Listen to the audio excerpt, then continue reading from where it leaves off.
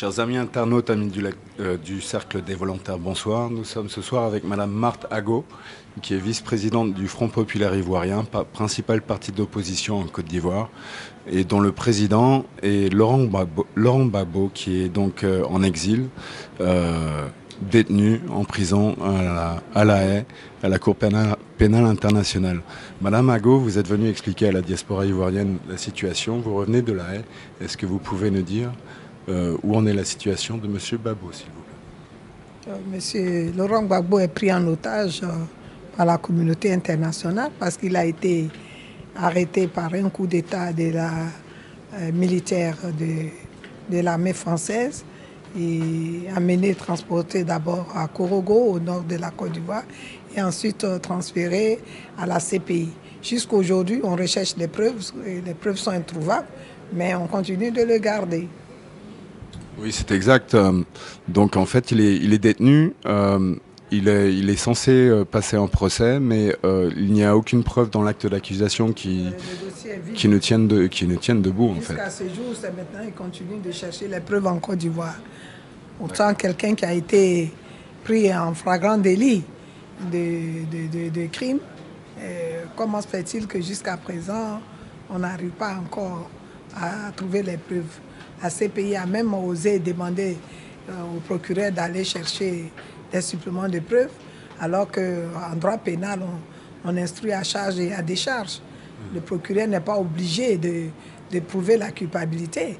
Quand il se rend compte, il peut aussi déclarer que la personne détenue, le prévenu, n'est pas coupable. Et déclarer un non-lieu. Oui, et avec un non-lieu. Non, il relaxe parce qu'on n'est même pas encore au procès. Voilà. Oui. Et donc cela ne se passe pas. À la CPI, ils tiennent mordicus à faire en sorte que M. Gbagbo donc, soit traîné devant la justice et accusé donc, de crimes contre l'humanité, de malversation pendant des manifestations qui avaient eu lieu à Abidjan en 2012, il me semble. En 2011, 2010, après les élections. Il ne s'agit pas de manifestation. Nous avons un ouvrage, là, c'est dommage, je crois que c'est fini. Nous vous passerons le document si vous nous donnez notre adresse électronique. Parce que nous avons écrit un document au CNRD pour dire révision de la crise. La crise est artificielle. Il y a eu les élections et les résultats des urnes donnent M. Laurent Gbagbo gagnant. C'est le Conseil constitutionnel, l'organe habilité à donner les résultats définitifs. Il donne les résultats. Il n'y a aucune protestation des Ivoiriens, ni même du candidat Alassane Ouattara. Souvenez-vous, après tout juste son investiture par le Conseil constitutionnel, comme le demande la loi, c'est M. Nicolas Sarkozy, président de la France, qui depuis l'Inde, où il était en mission, Nuit Delhi, qui a dit qu'il donne... je ne sais pas, 72 heures à M. Laurent Gbagbo de quitter le pouvoir. Voilà ce qui s'est passé en Côte d'Ivoire. C'est à partir de là, et après ça, à Bruxelles, il a réitéré, et avec des menaces et interdictions à certains sites ne quittaient pas, et ces ministres élus ne pourront plus avoir accès à l'Europe. Et l'Union européenne a pris déjà des décisions d'embargo contre le régime Gbagbo. Ils font fermer la BCAO, les banques, etc.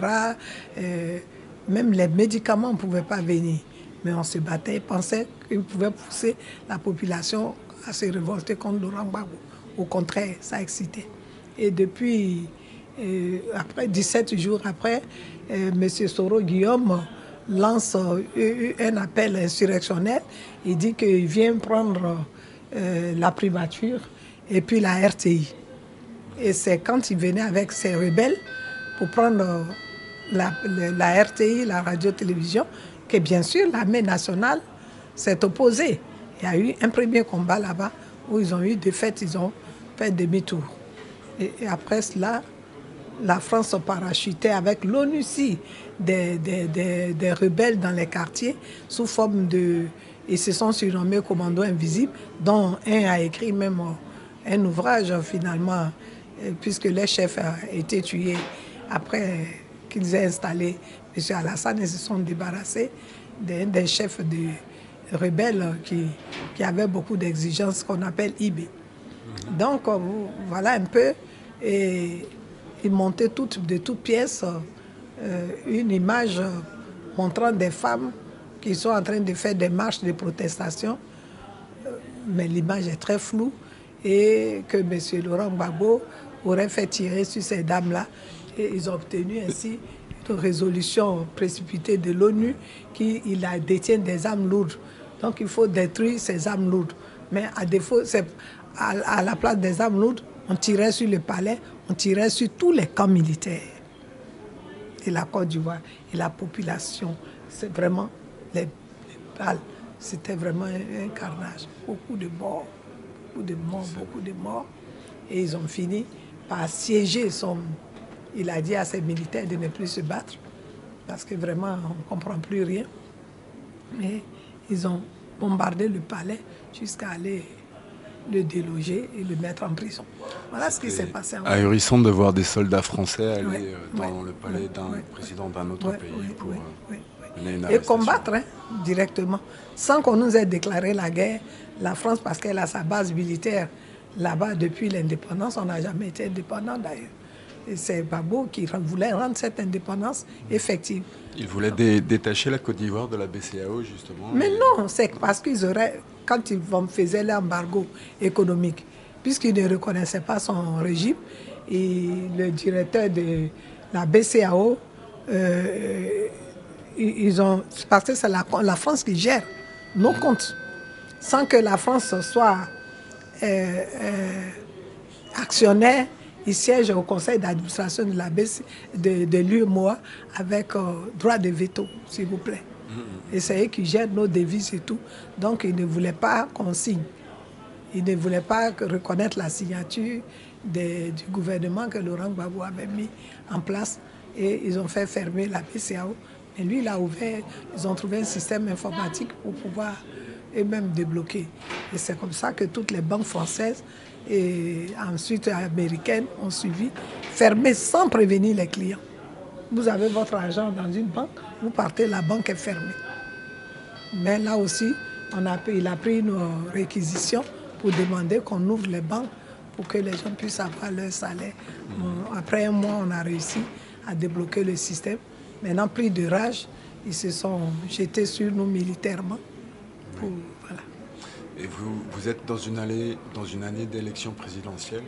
Est-ce que vous pensez que Laurent Gbagbo pourra être candidat à la présidence? Mais vous pensez que c'est censé même de parler d'élection encore en Côte d'Ivoire?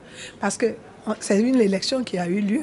Les résultats des urnes n'ont pas été reconnus par la France et par l'ONU, toute la communauté internationale coalisée contre la Côte d'Ivoire. Ça veut dire que le peuple de Côte d'Ivoire n'a pas le droit de choisir son président.